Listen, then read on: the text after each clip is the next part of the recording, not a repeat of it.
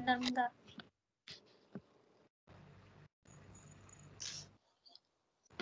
Ya.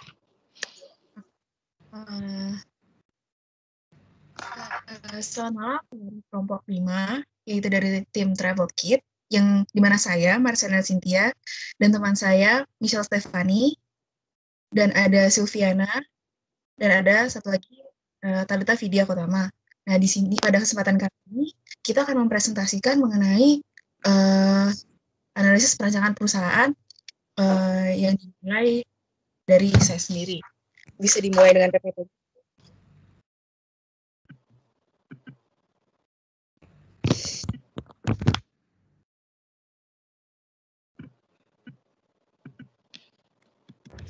Oke, next. Oke, untuk perusahaan kami itu Travelkit, kita memiliki visi dan misi, yaitu visi kita adalah menjadi sebuah perusahaan jasa wisata terbesar dan terdepan dengan kualitas pelayanan terbaik. Lalu untuk misinya, kita menjadi wadah penyedia layanan pariwisata yang mudah, murah, terpercaya, dan dengan kualitas layanan yang tentu saja terbaik. Lalu menjadi perusahaan yang mengikuti perkembangan dunia dalam memberikan kenyamanan dan keamanan bagi penumpang. Lalu yang ketiga, membantu memperluas dan mengembangkan potensi pariwisata.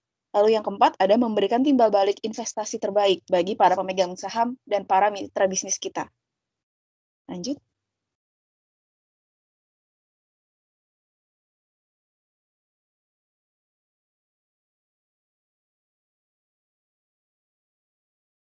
Silakan, Talita.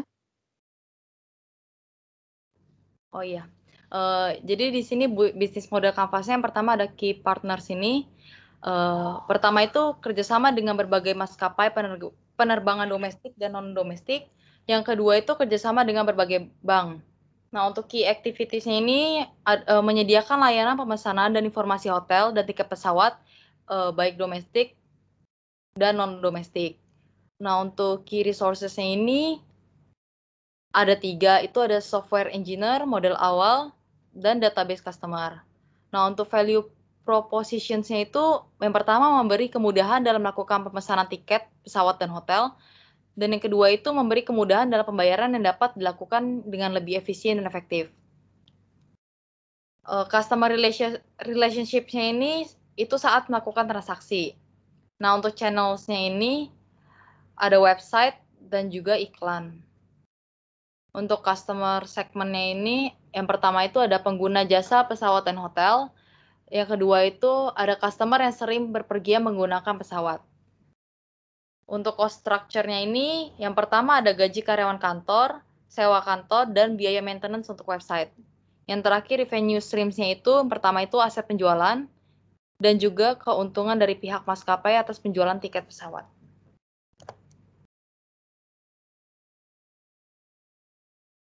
Nah, selanjutnya ada proyeksi dari penjualan kita, dari aplikasi kita. Mungkin bisa dibantu Excel-nya, Tal, biar lebih detail mungkin.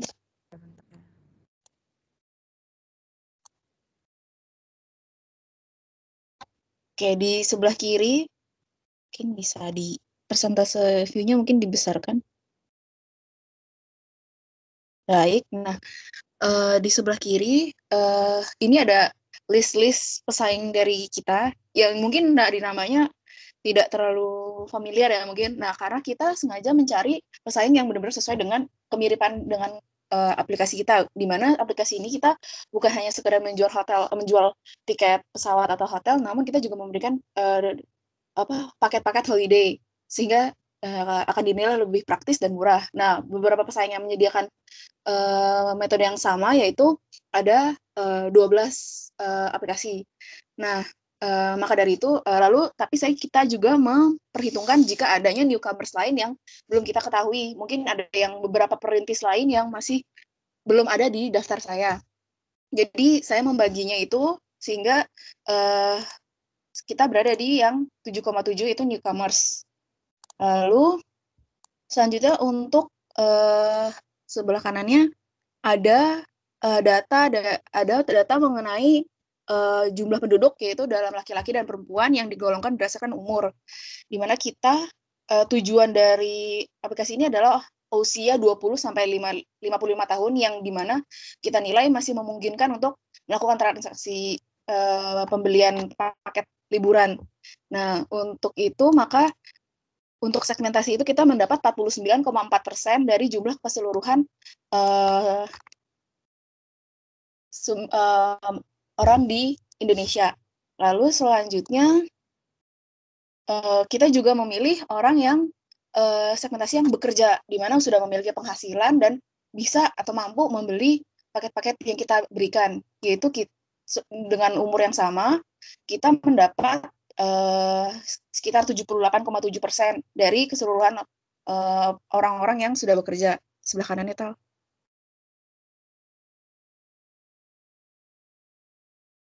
Nah, ini datanya sebelah kanan yang bekerja, kita dapat 78,7-nya. Lalu sebelah kanan lagi,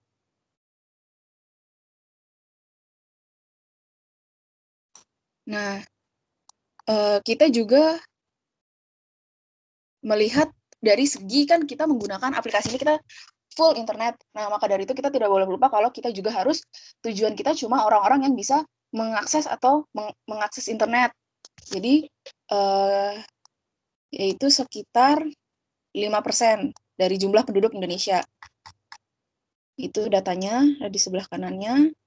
Lalu, untuk dasar, sebelah kanannya lagi, untuk dasar nanti proyeksinya, persentase pertumbuhan penggunaan internet yang mungkin bisa berdampak kepada toko kita. Dengan data ini, kita bisa tahu bahwa berdasarkan data ini, selama 4 tahun bisa diketahui pertumbuhan ekonomi itu sampai 22,76%. Artinya banyak pengguna internet baru sebesar itu. Nah, kita jadi bisa tarik kesimpulan bahwa sekitar per tahunnya akan terjadi pertumbuhan penggunaan internet sebesar 5,69%. Nah, inilah nanti yang akan dijadikan dasar pertumbuhan dari proyeksi penjualan kita, diharapkan seperti itu. Lalu ke kiri, paling kiri, kiri, terus kiri. Oke, kiri ke bawah ada target-target yang sudah disebutkan tadi, usia 20 sampai 55 tahun, yang bekerja, mempunyai akses internet. Jadi dihitung itu 5.125.622. Dengan segmentasi kita yaitu 7,7%, untuk semua newcomers 100.000. Nah, untuk kita sendiri, di mana kita memiliki 1%-nya, yaitu kita pahitnya yaitu 5% hanya dari situ, yaitu 5.000 orang. Nah, dari situ kita berangkat ke sebelah kanannya, di mana kita membuat proyeksi seperti ini. Proyeksi visitor dari Travelkit, di mana tahun 2020 hanya sebanyak 2.502 pengguna, yaitu karena masih tahap awal, masih adaptasi, dan diperkirakan hanya mampu 50% saja dari total segmentasi pasar kita. Lalu baru di tahun 2021 mulai bisa mencakup seluruh segmentasi, seluruh dan penyebaran branding, terus masuk di media sosial juga. Nah, kita sudah mencakup 80% lah orang yang menggunakan internet. Lalu dari tahun 2022 diharapkan kita bisa menambah relasi, menambah rute, adanya booking untuk tur di masa depan, seperti kita sekarang pandemic impact, seperti yang sudah dilakukan Traveloka yang menggunakan tiket fleksi. Nah, mungkin kita juga bisa menggunakan itu nanti di 2002. Lalu di 2003 adanya pertumbuhan biasa pengguna internet. Lalu nanti di 2025 baru kita mengadakan inovasi kembali, yaitu penambahan kerjasama dengan maskapai penerbangan yang lain, mungkin jadi lebih beragam. Lalu di 2028 baru adanya pilihan pembayaran pay later.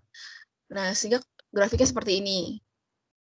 Di 2028 sangat kita coba pembayaran pay later, karena di Shopee pun dan di Traveloka itu dengan adanya pay later itu sangat-sangat mendongkrak visitor dari aplikasi mereka. Jadi kita juga ingin menerapkan hal itu di aplikasi kita. Oke, back to PPT.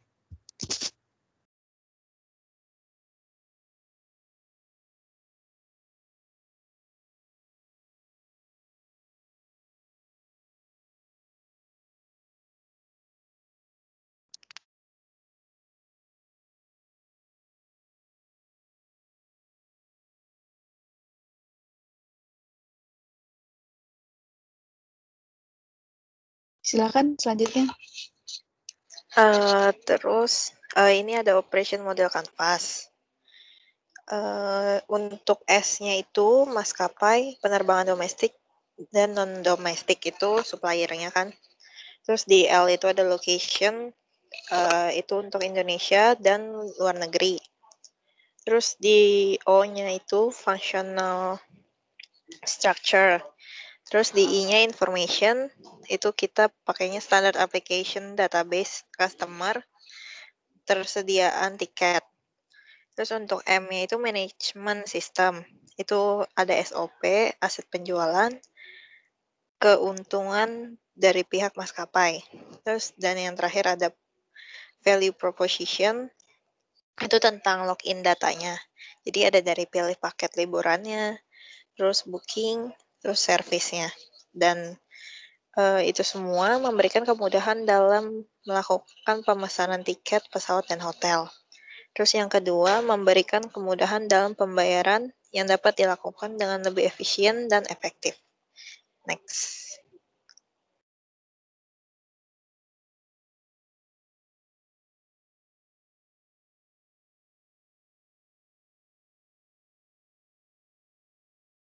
Selanjutnya, Sylvie. Selanjutnya ada flow bisnis proses, di mana pada pengguna baru harus menginput data untuk mendaftar, di mana setelah menginput data akan dilanjutkan dengan konfirmasi data serta memasukkan informasi data pembayarannya. Bagi pengguna baru ataupun pengguna lama untuk menjalankan aplikasinya, pengguna harus membuka aplikasi dan memilih paket liburan atau tujuan yang dipilih. Lalu menentukan tanggal booking yang diinginkan. Setelah mendapatkan tanggal yang diinginkan, harus melakukan pembayaran dan setelah itu akan mendapatkan bukti transfer dan etiketnya. Next. Sumber daya dari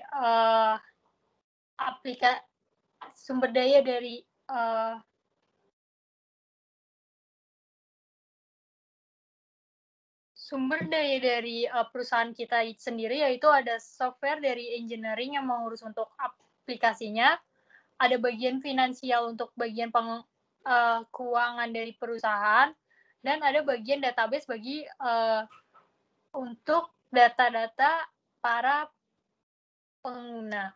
Next. Untuk operasional proses bisnis ini, dia ada 4 strategi. Ada price, product, promotion, sama place. Nah, ini bisa dilihat sih dari PPT ini. Kalau price ini, yang pertama itu Travel Kit ini merupakan startup yang bekerja sama dengan banyak agent, yang mana bisa mendapat harga khusus dari agent yang bekerja sama. Untuk produk, Travel Kit ini merupakan layanan pemesanan dan informasi hotel dan pesawat, baik domestik maupun non-domestik. Untuk promotion, Travel Kit ini menggunakan promosi dengan cara mempromosikannya dari sosial media. Untuk place-nya itu, karena Travel Kit ini merupakan pemesanan tiket pesawat, hotel, dan tempat wisata, jadi tempat interaksinya itu bisa melalui internet dan bisnis to customer. Nah, di proses bisnis ini, Travel Kit juga ada input sama output-nya. Untuk input-nya itu, sesuatu yang dapat menghasilkan output, itu pengertiannya itu sesuatu yang dapat menghasilkan output seperti ketika customer membeli tiket hotel atau pesawat atau tempat wisata. Nah, untuk proses ini tuh Travel Kit menyediakan layanan pemesanan dan informasi seperti hotel, tiket pesawat, atau tempat wisata, dan proses pembayarannya itu dilakukan setelah customer melakukan reservasi melalui aplikasi. Nah, sedangkan output-nya ini merupakan sesuatu yang dihasilkan dari input seperti ketika customer mendapatkan bukti reservasi atau pemesanan. Nah, ini ada perlengkapan yang dipakai untuk membuat usaha Travel Kit ini.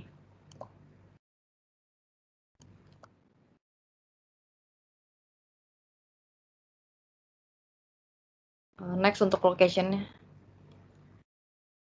Untuk lokasi bisnis sendiri didirikan di kawasan Bekasi.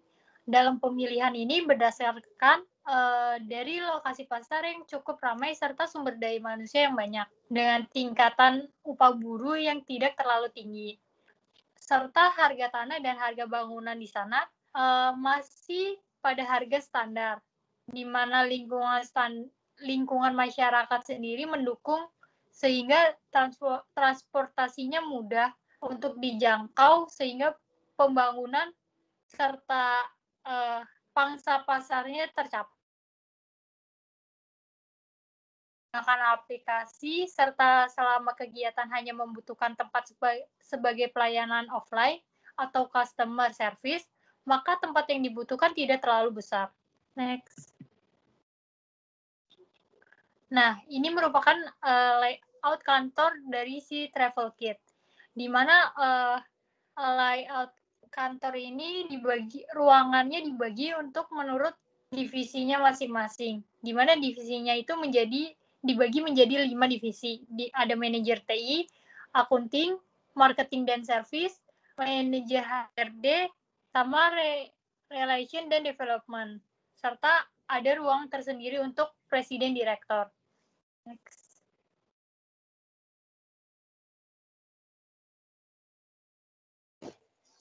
Terus untuk teknologi, di Travel Kit ini menggunakan aplikasi, website, dan iklan.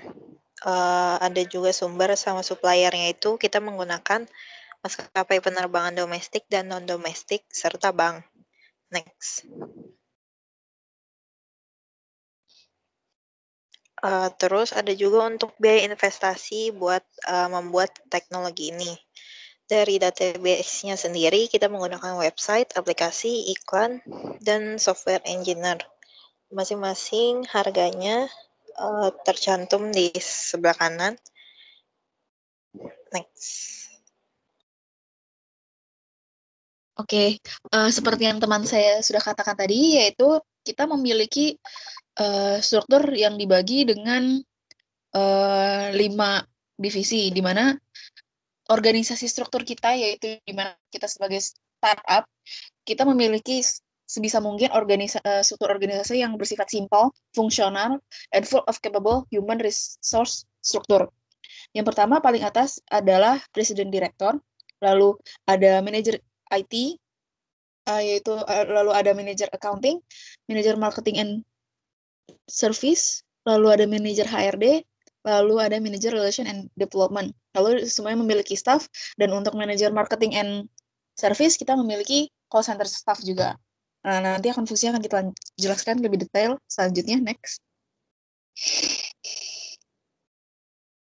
Nah, untuk presiden direktur mengatur semua divisi dan memberi keputusan bagi perusahaan. Lalu kalau untuk manajer IT, orang yang paling dan sangat ahli di bidang IT dan akan mengurus segala aspek tentang aplikasi agar bisa terus berjalan dengan baik. Lalu untuk manajer accounting, itu adalah pihak yang akan menyajikan laporan dana baik secara umum untuk stakeholder maupun secara detail yang akan digunakan dalam perusahaan untuk dijadikan pertimbangan dalam pengambilan keputusan manajerialnya. Lalu selanjutnya ada manajer marketing dan service, yaitu si pihak yang akan memimpin dalam segi penjualan dan layanan terhadap pengguna aplikasi. Lalu ada HRD atau pihak yang akan mengurus segala sesuatu mengenai tenaga kerja, baik itu dari segi perekrutan baru maupun penilaian kinerja supaya staff jadi terus terpacu untuk berbuat maksimal. Lalu ada manajer relation and development, yaitu sebuah divisi yang sangat penting, di mana yang akan berisi orang-orang yang mahir di bidang pengembangan usaha, baik dari segi konsumen maupun mitra kerja. Pada bagian ini nantinya akan dilakukan riset pasar, pengembangan mitra di sektor pariwisata seperti hotel, tempat wisata, alat transportasi, dan lain-lain. Next. Nah, untuk struktur organisasi yang kita tetapkan tadi, di sini terdapat beberapa proyeksi biaya yang disebabkan oleh struktur organisasi tersebut, di mana ada beban gaji, THR, dan biaya perjalanan dinas. Mengingat kita adalah sebuah aplikasi travel ya, which is harus adanya survei sebelum dijadikan partner. Nah, itu juga masuk di biaya perjalanan dinas. Untuk biaya beban gaji, mulai dari itu bisa dilihat terus menaik, dan lalu THR juga menaik, dan biaya perjalanan dinas juga naik. Di mana biaya perjalanan dinas kita ukur sebenarnya ada 2 jenis biaya perjalanan dinas. Ada untuk yang pulang hari atau cuma dekat, atau yang biaya menginap. Nah, untuk proyeksi ini kita lihat yang paling besarnya, yaitu untuk perjalanan dinas yang di luar kota. Sehingga ada proyeksi seperti ini. Next. Nah, selanjutnya kita membuat nih income statement dan cash flow statement. Nah, seperti yang kita lihat di income statement, yaitu keluar masuknya uang kita, yaitu baik dari segi revenue, adanya gross, jadi dapat gross profit. Nah, di gross profit itu akan dikurangi dengan total expenses atau beban, lalu total pendapatan murninya, baru nanti dikali lagi 25% itu sebagai pajak perusahaan, pajak pertumbuhan perusahaan, ya sekitar 24-25%, itu 25% kita pakainya. Lalu dari situ kita dapat net earnings dari usaha kita ini. Seperti itu. Lalu untuk cash flow statement masih sama karena kita belum melakukan investasi. Jadi cash flow-nya hanya operating cash aja. Next. Nanti pendapatan net earnings ini akan dimasukkan ke analisa kelayakan usaha. Silahkan, Talita. Untuk perhitungan cash flow-nya, jadi di sini ada NCF ini hasil kan minus. NCF yang di 2020 ini tuh maksudnya itu kan sebelum beroperasi. Ini tuh kayak semua yang kita keluarin untuk beli bahan, terus untuk nyewa tanah gitu-gitunya. Nah, terus yang untuk 2021 sampai 2031 ini hasilnya itu udah nggak minus, soalnya itu udah mulai beroperasi dan juga udah ada pemasukan, jadi uangnya nggak minus. Nah, untuk paper F ini itu tuh untuk menghitung MARR. MARR yang kita pakai itu 12,48. Jadi pengertian dari MARR ini tuh untuk merupakan tingkat pengembalian yang dianggap menarik bagi investor. Jadi hasil perbandingannya itu kalau IRR-nya lebih besar dibandingkan MARR-nya, maka itu berarti layak untuk dilanjutkan dan bersifat menguntungkan. Nah, untuk IRR yang kita dapatkan ini kan 87, sedangkan MARR-nya 12,48. Berarti usaha kita ini layak untuk dilanjutin. Nah, setelah mendapatkan semua perhitungan yang ada di sini, kita nanti bisa dapetin NPV, IRR, sampai P. Untuk NPV-nya ini sebesar 1 miliar 353 juta. Nah, untuk IRR ini 87% dan PP-nya itu sebesar 1,08. Berarti kita bisa ambil simpulan jadi dianggap layak untuk melanjutkan usaha ini. Terima kasih.